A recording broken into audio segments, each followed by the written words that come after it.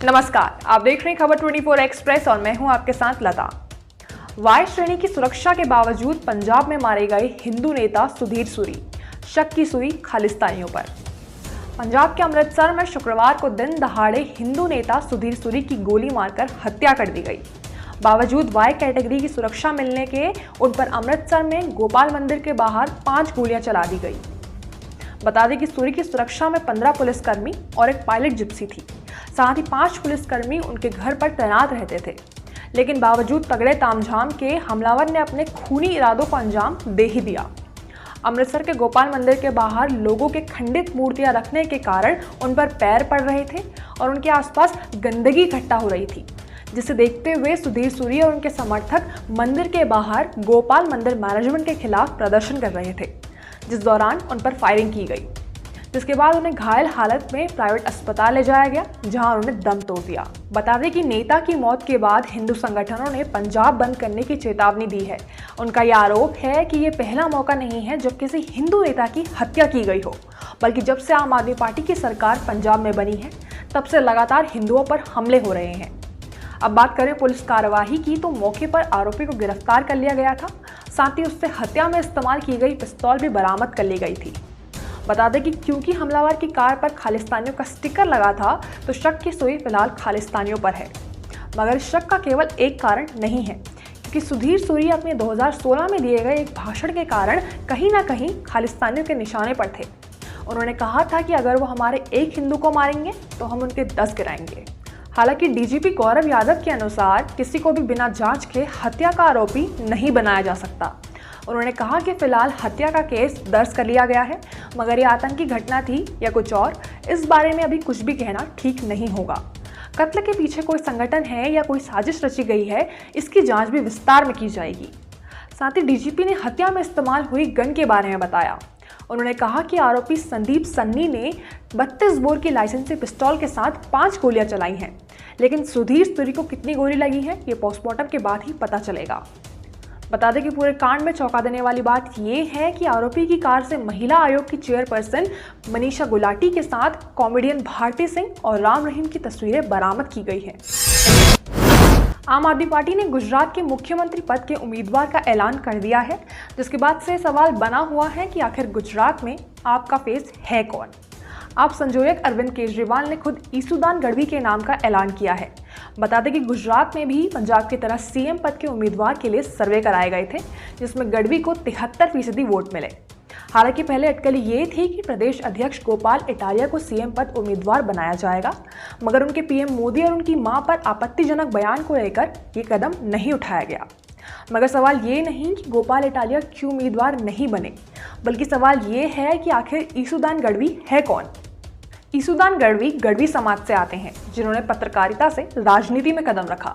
2005 में गुजरात विद्यापीठ से पत्रकारिता की पढ़ाई करने के बाद गढ़वी दूरदर्शन से जुड़ गए थे, जिसके बाद उन्होंने पोरबंदर के एक स्थानीय चैनल में बतौर रिपोर्टर भी काम किया। 2015 में गढ़वी अहमदाबाद आए, जहां वो एक गुजराती चैनल के एडिटर भी बन गए। महज 32 साल की उम्र में उन्होंने महामंथन नाम का एक कार्यक्रम शुरू किया था, जिससे ईसुदान को काफ़ी पहचान मिली थी, खासतौर पर किसानों के बीच, जहां ईसुदान काफ़ी लोकप्रिय हो गए। अपने इस कार्यक्रम में गढ़वी किसानों के मुद्दों को उठाते थे और सौराष्ट्र में इस कार्यक्रम को सबसे ज़्यादा देखा जाता था। ईसुदान खुद भी किसान परिवार से ताल्लुकात रखते हैं। बता दें कि पत्रकार रहते हुए गढ़वी ने वापी, पोरबंदर, जामनगर, अहमदाबाद और गांधीनगर में काम किया, जिसके कारण उन्हें वहाँ के लोग भली भांति जानते और पहचानते हैं। ट्विटर के अधिग्रहण के बाद एलॉन मस्क लगातार एक के बाद एक बड़े झटके दे रहे हैं। पहले ट्विटर के सीईओ पराग अग्रवाल के साथ बोर्ड ऑफ डायरेक्टर्स हटा दिए गए थे और अब वैश्विक स्तर पर ट्विटर अपने कर्मचारियों की छटनी कर रहा है। छटनी को लेकर पहले सिर्फ अंदेशा लगाया जा रहा था, मगर ट्विटर इंडिया के कुछ कर्मचारियों को ईमेल पर टर्मिनेशन लेटर मिलने के बाद इस बात की पुष्टि हो गई है।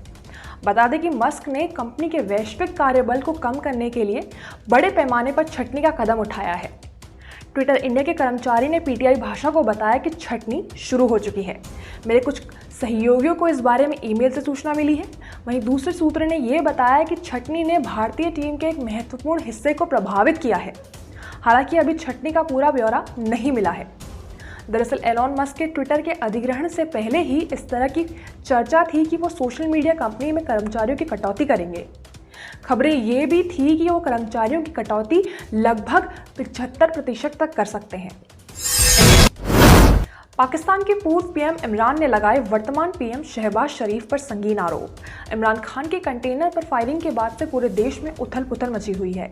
पीटीआई के कार्यकर्ता लगातार शहबाज सरकार के खिलाफ हिंसक प्रदर्शन कर रहे हैं। वहीं बड़ी खबर ये है कि गोली लगने के बाद जब पहली बार इमरान सामने आए तो उन्होंने एक वीडियो के जरिए लोगों को संबोधित किया, जिस संबोधन में उन्होंने शहबाज शरीफ पर गंभीर आरोप लगाए हैं। उन्होंने कहा कि शरीफ 900 लोगों के एनकाउंटर के लिए जिम्मेदार हैं। साथ ही इस बात की उन्हें खबर थी कि एक बंद कमरे में बैठे 4 लोगों ने उनकी हत्या की साजिश रची थी। वहीं दूसरी ओर पीएमएलएन के नेताओं ने पूरे मामले को फर्जी करार दिया है। उनका कहना है कि इमरान को 4 गोली लगी या नहीं, इस बात की जांच हो। साथ ही ये भी देखा जाए कि सरकार पर बेबुनियादी आरोप किस तर्क के साथ लगाए जा रहे हैं। बता दें कि पूरे कांड के बाद पाकिस्तान की हालत सिविल वॉर की चेतावनी दे रहे हैं। 2 बड़ी पार्टियां और उसके कार्यकर्ता लगातार कभी प्रदर्शन कर रहे हैं तो कभी सिर्फ वचनों से एक दूसरे पर संगीन आरोप लगा रहे हैं, जिस बीच पाकिस्तान की जनता एक बार फिर कहीं पीछे छूट गई है। दंगे विरोध प्रदर्शन में मासूमों की जान खतरे में नजर आ रही है। लोकतंत्र में असाधारण विश्वास वाले व्यक्ति थे श्याम सरन नेगी। भारत के प्रथम मतदाता ने 106 की उम्र में किया दुनिया को अलविदा। कहते हैं जो भुगतता है वही दर्द पहचानता है, जो चीज़ों की कमी में पलता है वही चीज़ों की अहमियत जानता है। 1 जुलाई 1917, वो वक्त जब भारत आज़ाद नहीं था, दूसरी ओर विश्व युद्ध सर पर था। खाने की कमी, शून्य मानवाधिकार और स्वतंत्रता का संहार।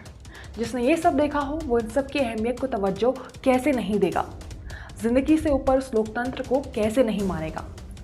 5 नवंबर 2022 को इस महान व्यक्तित्व ने दुनिया को अलविदा कह दिया।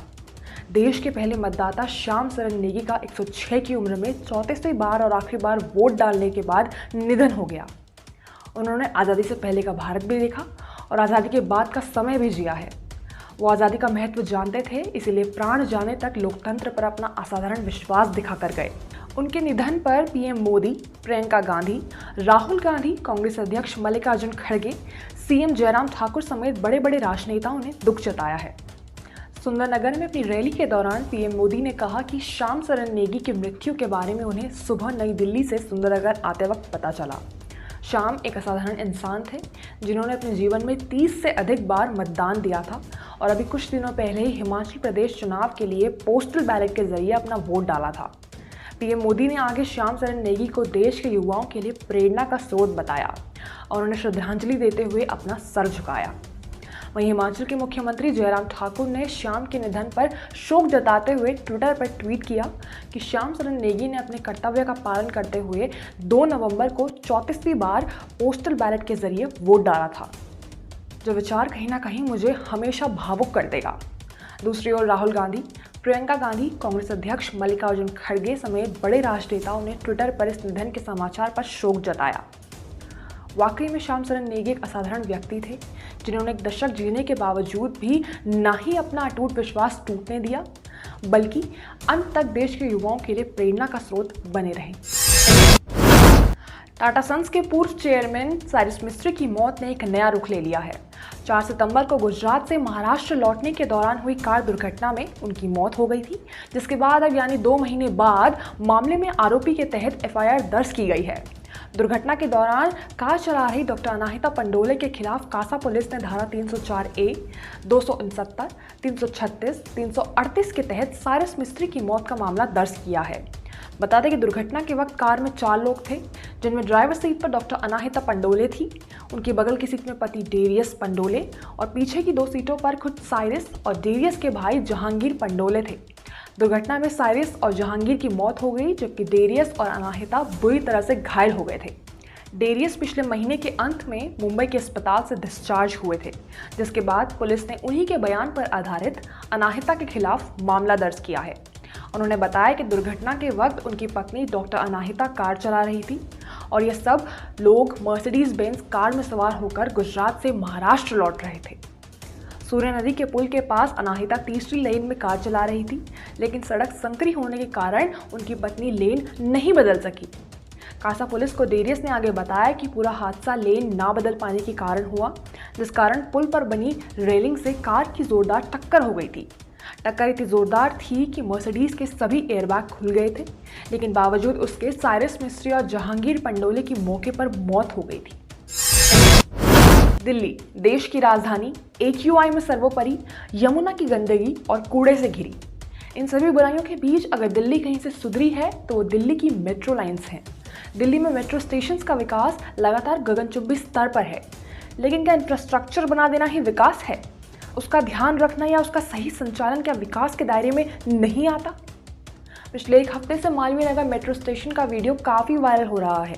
ये वीडियो किसी ट्रेंडिंग गाने की वजह से नहीं, बल्कि बेहद शर्मनाक हरकत के कारण वायरल हो रहा है। वीडियो में देखा जा सकता है कि एक शख्स मेट्रो स्टेशन पर खड़े होकर ट्रैक पर पेशाब कर रहा है। वीडियो बनाने वाला व्यक्ति जब शख्स से ट्रैक पर पेशाब करने के बारे में पूछता है तो वो शख्स बड़ी बेशर्मी से ज़्यादा हो गया कहकर मौके से निकल जाता है। पूरी वीडियो को युवक ने ट्विटर पर DMRC को टैग करते हुए शिकायत की है, जिसमें हैरत की बात यह है कि अब तक आरोपी पकड़ा तक नहीं गया, बावजूद वीडियो में उसकी पहचान साफ साफ दिखने के। गौरतलब ये भी है कि जिस शख्स ने इस गंदी हरकत का वीडियो बनाया है उसने वीडियो तो बना लिया, मगर तत्काल इस संबंध में DMRC के अधिकारियों को या फिर वहां पर मौजूद जवानों को जानकारी नहीं दी, जिस पर DMRC ने उसके ट्वीट पर जवाब देते हुए ये कहा कि अगर ऐसी गतिविधि मेट्रो स्टेशन पर दिखती है तो पास के DMRC अधिकारी से शिकायत करें। ये खबर आपको कैसी लगी? अपनी राय जरूर दें। इस खबर से संबंधित यदि कोई शिकायत या सुझाव है तो हमें ज़रूर बताएं। अगर आप YouTube पर हमारी खबरें देख रहे हैं तो खबरों को लाइक करना, शेयर करना और हमारे चैनल को सब्सक्राइब करना ना भूलें। धन्यवाद।